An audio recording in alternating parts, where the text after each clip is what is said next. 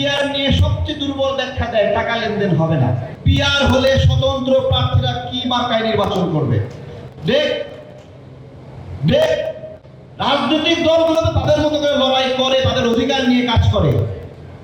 স্বতন্ত্র প্রার্থী হলো জনগণের অধিকার, যে রাজনীতি করে না কিন্তু নিজের থেকে একটা নিজের মতো করে নির্বাচন করবে, জনগণ ভালোবাসলে সংসদে পাঠাবে। এইভাবে অনেক ডাক্তার সংসদে যায়, অনেক শিক্ষক সংসদে যায়, অনেক আলেম যায়, অনেক সমাজসেবক যায়। পিআর এর মাধ্যমে এই স্বতন্ত্র প্রার্থীদের ভাগ্যে কি হবে বলতে পারবে? তার মানে দলীয় খানাদানা শক্তিশালী করার জন্য জনগণের খানা কাইরে নিতে চায়। এইটাই হলো পিআর। তো পিআর নিয়ে ভালো ব্যাখ্যা দিতে পারছে না। পিআর নিয়ে সবচেয়ে দুর্বল ব্যাখ্যা দেয় টাকা লেনদেন হবে না। পিআর হলে যেটা হবে সেটা ওই দলের সভাপতি এবং সাধারণ সম্পাদক রাতারাতি কোটিপতি হয়ে যাবে, কোটিপতি হয়ে যাবে। বাংলাদেশের একমাত্র স্মার্ট সিটি বসুন্ধরা এখন আরো নিরাপদ, আধুনিকতায় আরো এক ধাপ এগিয়ে। প্রশ্ন করেছিলাম যে ডক্টর শফিকুর রহমান তো সিলেটে জিতবে না, তাহের ভাই তো চট্টগ্রামে জিতবে না, কিন্তু জামাতের অনেক ভালো মানুষ আছে যারা তাহের ভাইয়ের চেয়েও ভোট বেশি পাবে।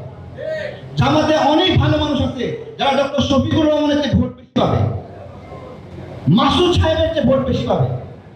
আমার প্রশ্ন হলো, পিআরে এইরকম কোন পদ্ধতি আছে কি তাদের পিআরে যে শফিকুর রহমান যদি কম ভোট পায় সে এমপি হবে না, অন্য একজন জামাতের নেতা যদি বেশি ভোট পায় শফিকুর রহমানকে বাদ দিয়ে তাকে এমপি করা হবে? আছে পিআরে? উত্তর দিতে পারবে না। পিআরে আরো কি বলে, 1% ভোটও নাকি কাজে লাগে। খুব সুন্দর, 1% ভোট নিয়ে 3 জন এমপি করবে। আচ্ছা, 1% যে ভোট পেয়েছে বিভিন্ন জায়গায় 10,000 করে ভোট পাবে, 5,000 করে ভোট পাবে, তাহলে এইভাবে সে 3টা আসন অবশ্যই পাবে। তাহলে এই 1% ভোটে 3টা আসন পাচ্ছে, কোনো না কোনো জায়গায় সে এমপি হচ্ছে। তাহলে সেই জায়গায় একটা জেলায় টাঙ্গাইলে ধরেন মাত্র 10,000 ভোটে সে ওই জায়গায় এমপি হবে। ভালো করে বোঝেন, ওরা বলছে 1% ভোটও নষ্ট হবে না। ও যেখানে 10,000 ভোট পেয়ে এমপি হলো সেইখানে কেউ না কেউ 1,90,000 ভোট পাইছে কিনা? পাইছে না? 1,90,000 ভোট পাওয়ার পরেও ওকে এখানে এমপি করা হবে না, ওই যে পিআর এর কারণে ওকে 10,000 ভোটে। তাহলে 1% ভোট কেন বাঁচাইতে গিয়ে 1,90,000 ভোট নষ্ট করলো কিনা বলেন? করলো কিনা? পিআর এর প্রত্যেকটা চিন্তা, প্রত্যেকটা ধারণা প্রতারণামূলক এবং ধান্দাবাজি। শুধুমাত্র দলের লাভের জন্য জনগণের অধিকারকে নিতে চায়। জনগণের জনপ্রতিনিধি নির্বাচিত করার অধিকার চায়, সেইটা তারা কে নিতে চায়? কি বলে? তাদের দাড়ি পাল্লা দাড়ি পাল্লা, এইটা জিতলে হয়ে গেল।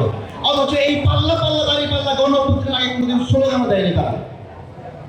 এখন তারা পাথর দিয়ে মানুষ তার মধ্যে ঢুকিয়ে দেয় পাল্লা নুনের উপরে হামলা হয়েছে সেটা মিছিলের মধ্যে ঢুকিয়ে দেয় পাল্লা দাড়ি পাল্লা। তো এইগুলো আপনাদেরকে আলোচনা করতে হবে প্রিয় ভাইয়েরা। গণঅভ্যুত্থানের সত্যিকারের স্টেক হোল্ডার যারা, অধিকার ছাড়া যাবে না। যদি আমাদের ভোটাধিকার নষ্ট করতে চাই, আমরা সকল কারাবন্দী যারা আছে এক পাশে দাঁড়ায় যাব। অবশ্যই তাদের চেয়ে শক্তিশালী আর কেউ নাই। তাদের কাছে শেখ হাসিনা যেহেতু পরাজিত হয়েছে, ওই কারাবন্দীদের কাছে জামাতও পরাজিত হবে অবশ্যই।